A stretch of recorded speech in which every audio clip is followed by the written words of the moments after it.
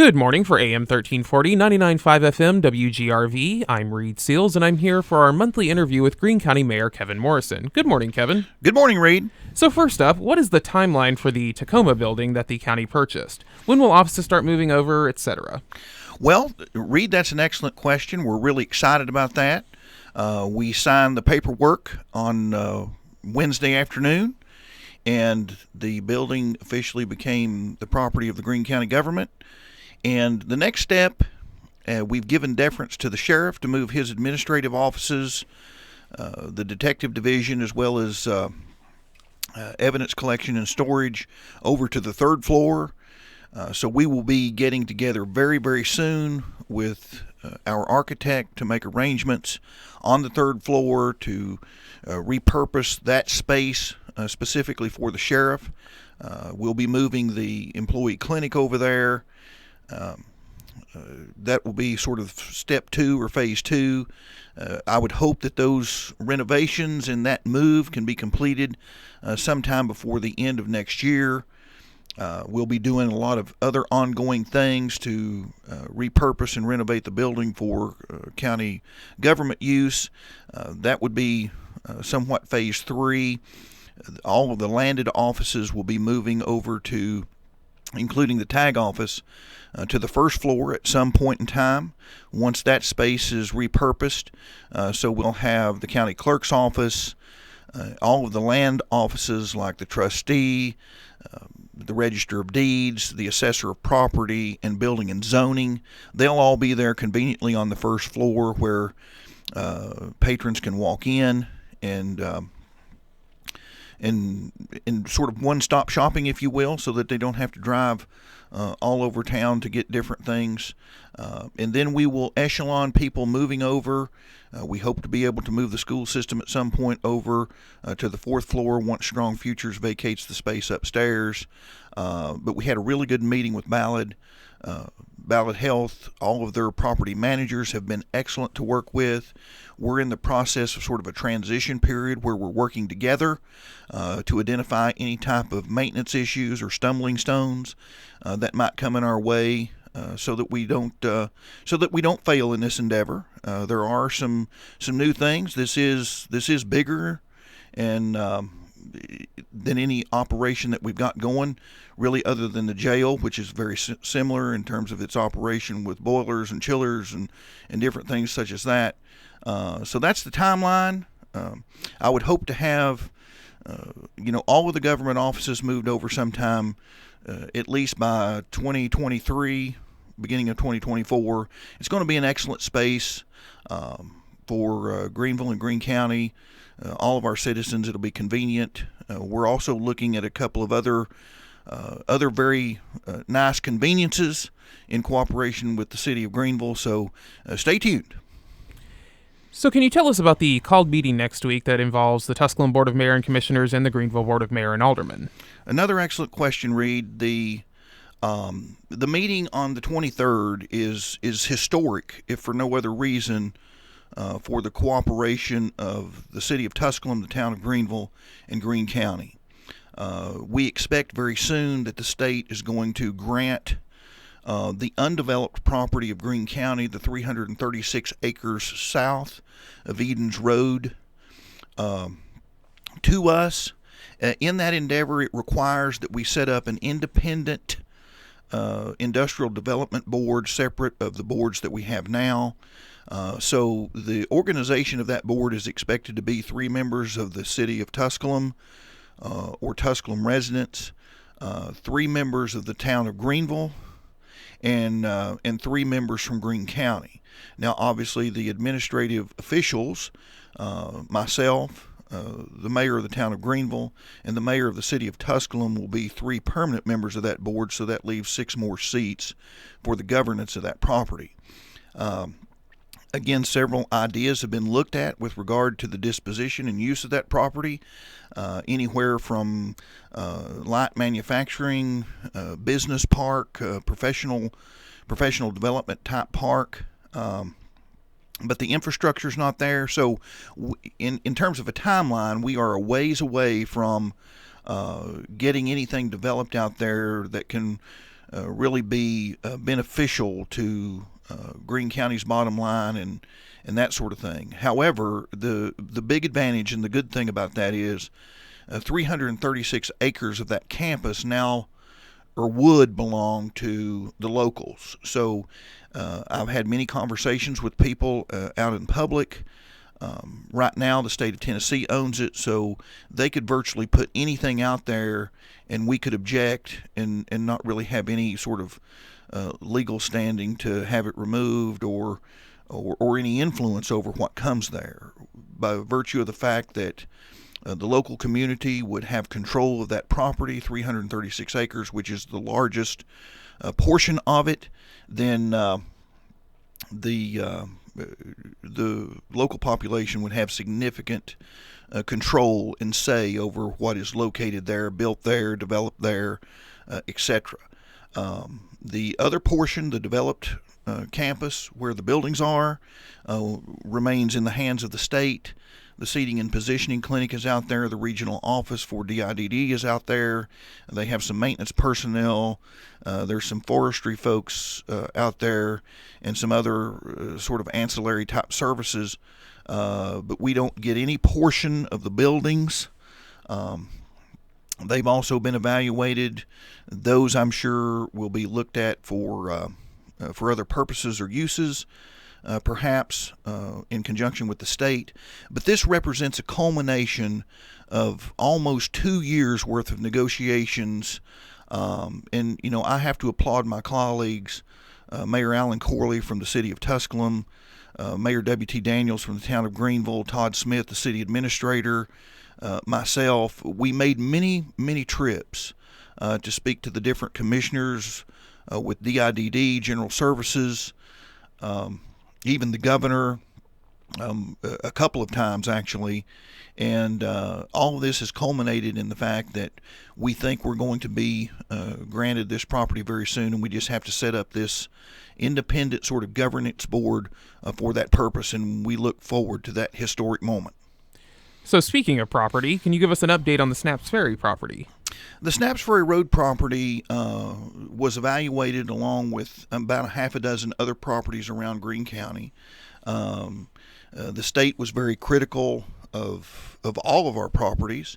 They seem to be sort of less critical of the Snapps Ferry Road property, but did caveat us and tell us that we needed to do more due diligence with discovery, for instance, of what the geology picture may look like underneath the ground. So we'll be tapping the brakes, I guess, so to speak, on proceeding with that type of testing, to ask the commission if that's the direction they want to go in. The state was very complimentary over the fact that the property was about right sized in terms of 50 acres. Whether all of that's usable or not remains to be seen, but the property is conveniently located in the middle of town, close to 4 lanes and close to infrastructure like the railroad. That's very attractive to business and industry. A lot of the infrastructure needed for development is already there. Water, sewer, gas, those types of things are already present. The property does join property that we already own, which is one of the reasons that we decided to look at it. And also given the fact that public-owned property by a municipality or a county positions that property to receive extra grants and incentives through the Department of Economic and Community Development that's not necessarily available to private owners. So that's a way, for instance, to add sort of extra sweetener to a deal if business and industry comes here. It's been widely used in Hamlin County and Morristown for years to a very successful degree down there to see what development they have. So it's very key. But again, the jury is still out on whether or not Greene County wants to proceed with developing this property. Another good advantage is that we have 2 ways essentially of of funding operations for the government to assist us in keeping taxes low. We can raise the tax rate, which nobody wants to do that, particularly now, or we can make what we have more valuable.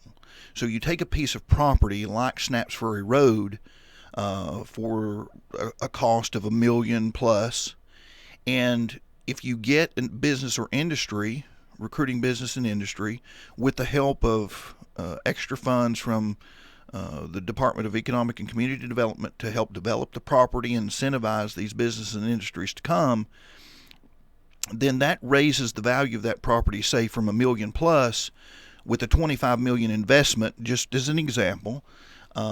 You have raised the value, and that increased value helps put money in the coffers to, again, mitigate having to raise taxes to cover increased expenses. So you're making what you have more valuable. It's an appreciation thing, much like your home or property here. So the jury's still out on Snapps Ferry Road.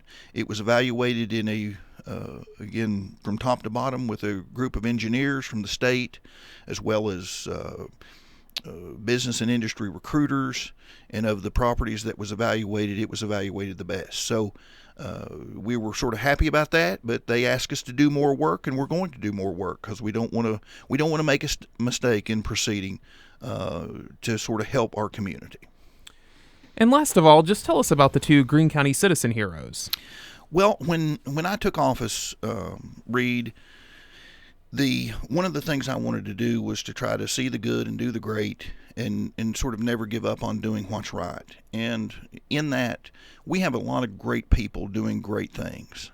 We started with our employees, recognizing them for exceptional acts of saving us money or heroics, retirements, and the like, just as an appreciation for our employees for going the extra mile.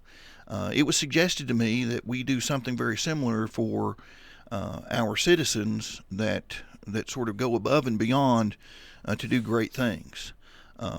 We were able to sort of recognize two of those at the commission meeting, one at her school, 17-year-old Jada Tweed from North Greene. Her car caught on fire on October the 20th at the Pilot Travel Center in Baileyton. Despite sort of having no emergency management training, Jada acted somewhat and made decisions very flawlessly to mitigate any type of disaster out there at the fuel pumps, evacuate her siblings from the rear seat of the car, and alert the travel center staff to shut off the pumps, and turned what really could have been a Fox News, CNN front page disaster into a nondescript, basically non-event. The fire department was able to quickly extinguish the fire. We were able to call off mutual aid assistance from around the county that had been dispatched to the scene, all because of the decisions that she made. I reached out early in the month to Pilot Corporation, and they graciously replaced her car. So she received a 2004 Toyota 4Runner, and she was a happy little girl. But we recognized her as the first Greene County Citizen Hero. So we had a medal, very sort of similar to something that you might receive for winning a 5K race, or sort of a military type achievement medal, to award to her as the first Greene County Citizen Hero. That was followed up at the county commission meeting Monday night, recognizing Miss Beth Wilhoit, a nurse with Ballad Health, who was traveling to Johnson City to her family practice office, happened upon a wreck somewhere in the vicinity of Bright Zoo and Troyers on October the 21st. It was a multiple vehicle accident, multiple trauma victims, one very severely with a large laceration on their leg, very life-threatening. And without hesitation, Beth stopped, and without any type of equipment or tools, triaged multiple accident victims as EMS or any other medical support was not on the scene. She applied a field tourniquet to the injured lady's leg. Recognizing that this was a level alpha trauma event, a life-threatening event, and acted with very sort of calm, collected, and deliberate actions in sort of the face of a very traumatic emergency event by herself. And we recognized her as the second Greene County Citizen Hero. And there was multiple emails and calls, a plethora, if you will, of documentation and eyewitnesses to both of these events that suggested that these two individuals acted with actions and decisions with bravery to save life, limb, property, and finances. So we were honored to do that. We want to make sure that we don't diminish that award, that everyone that we give out rises to the level of saving life, limb, or property. And but we were happy to do that. It was a surprise to both of them, a good moment for Greene County, again sort of following along in seeing the good and doing the great, and we've got a lot of great people doing great things. Well, I want to thank Greene County Mayor Kevin Morrison for joining us this morning. This is Reid Seals for AM 1340.